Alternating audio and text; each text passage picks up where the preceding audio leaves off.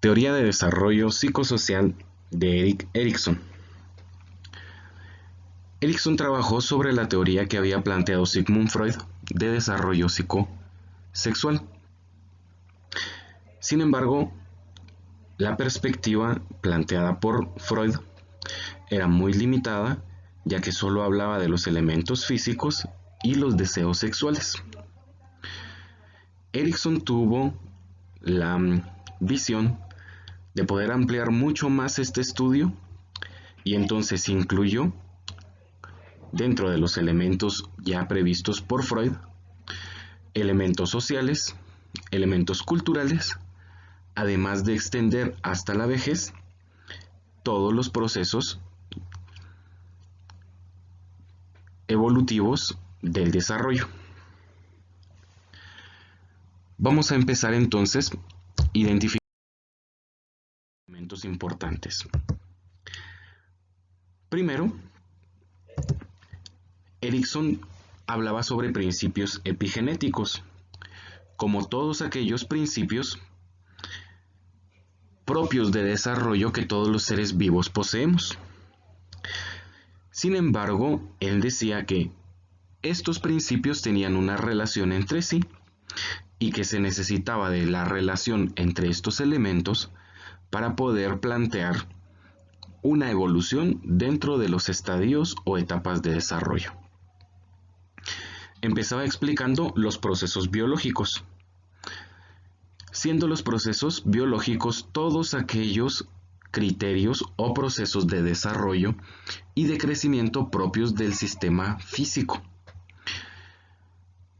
Entenderemos entonces que no solo se encuentra la maduración sexual, sino también el desarrollo de los sistemas físicos, también el crecimiento, que brindan un aspecto físico sobre el cual posteriormente se van a ir estableciendo algunas características personales, y también sobre los desarrollos cognitivos.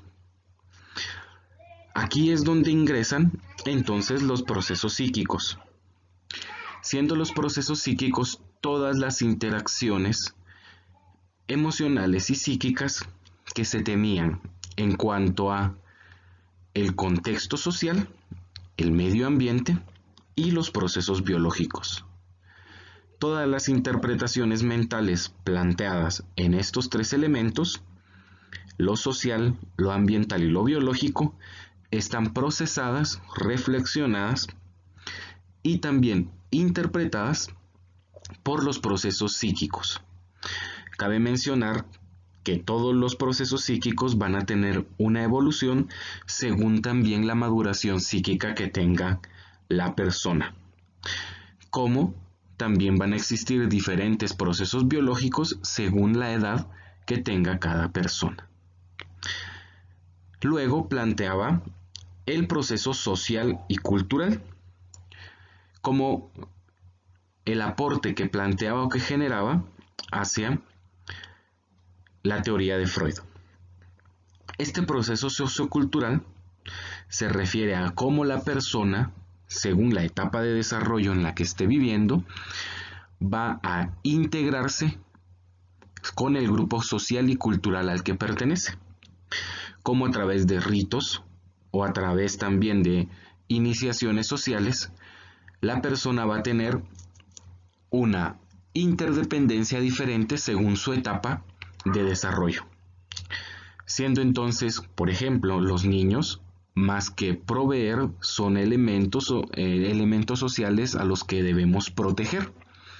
Sin embargo, un adulto pues se va a relacionar con el grupo social de una forma diferente, proveyendo, generando y también materializando los recursos para que se puedan satisfacer las necesidades de los grupos sociales.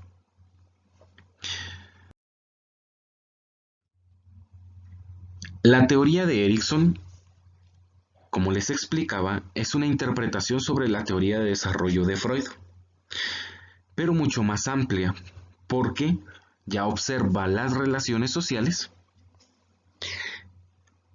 y también va ampliando los estadios de desarrollo hasta la vejez. no se quedan limitadas como las teorías anteriormente vistas, que llegan únicamente hasta la adultez. Como se basa en la teoría de Freud, también toma algunos otros elementos teóricos. En este caso, tomará los elementos teóricos de personalidad. Recordemos que Freud, en la estructura de personalidad que proponía, explicaba que había un yo, que había un id y que también existe un superyo. El id se refiere a todo el elemento físico, todo el elemento sexual y a todos los impulsos propios del cuerpo que se deben satisfacer. El superyo se refiere a todos los bagajes morales que una persona tiene y que van a regular el comportamiento de la persona. Y el yo se refiere al equilibrio, digámoslo como quien toma la decisión de forma consciente en qué momento se pueden satisfacer las necesidades propuestas por el id y en qué momento se deben de obedecer los parámetros contextuales y los valores planteados por el superyo. Erikson toma únicamente el concepto de yo, sin embargo, lo profundiza mucho más según la perspectiva que desarrolla, explicando entonces que el yo se refiere al elemento reflexivo sobre el cual el individuo va a poder reconciliar todos los actos sintónicos y distónicos.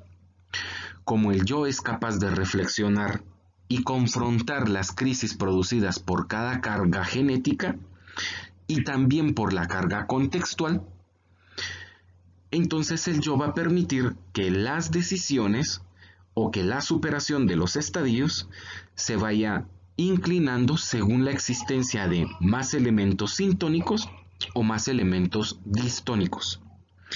Entonces el yo es este elemento reflexivo, dialéctico, mediativo entre las necesidades sintónicas y distónicas propias de la persona y cómo también se relaciona la carga biológica y la carga sociocultural para que se puedan entonces superar los contextos sociales y como consecuencia se pueda superar la crisis de cada estadio de desarrollo para poder pasar a la siguiente crisis de una forma favorable si es que existen elementos sintónicos mayores a los elementos distónicos.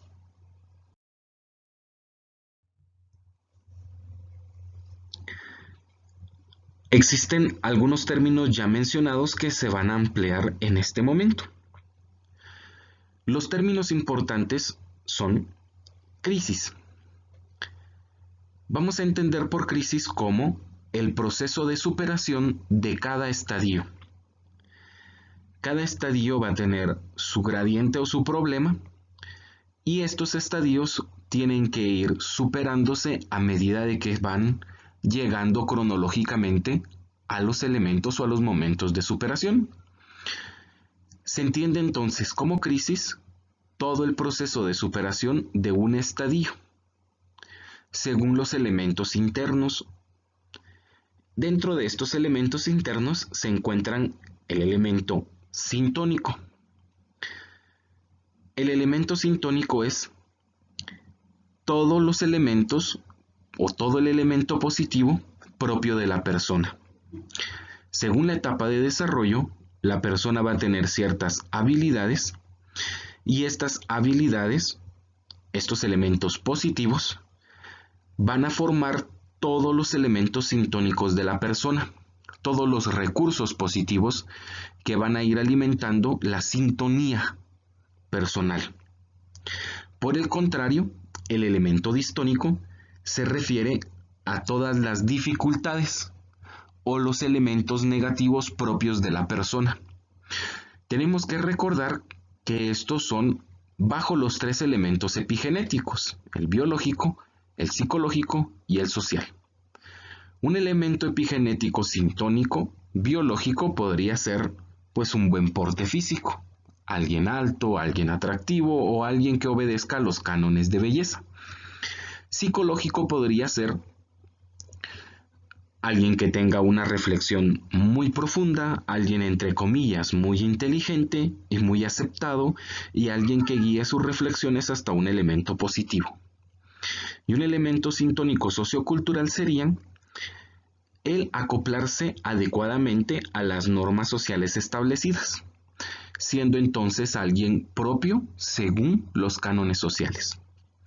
Por el contrario, el elemento distónico. Dentro del físico serían pues algún problema de desarrollo o alguna característica física que no tenga un desarrollo completamente aceptable según los cánones de belleza actuales. ¿Por qué? Porque se vuelven contrarios. Por ejemplo, alguien pues que no le salga una barba abundante y que un elemento o un criterio de belleza social sea que el hombre deba de tener una barba abundante. Eso sería un elemento distónico porque es negativo o contrario según los cánones establecidos por la sociedad. En un elemento psicológico serían pues sentimientos de culpa o sentimientos de inferioridad. Y en un elemento sociocultural sería pues que no puede encajar completamente según los estándares socialmente aceptables. Esos son los tres términos importantes que vamos a estar trabajando a lo largo de la explicación de la teoría de Erikson.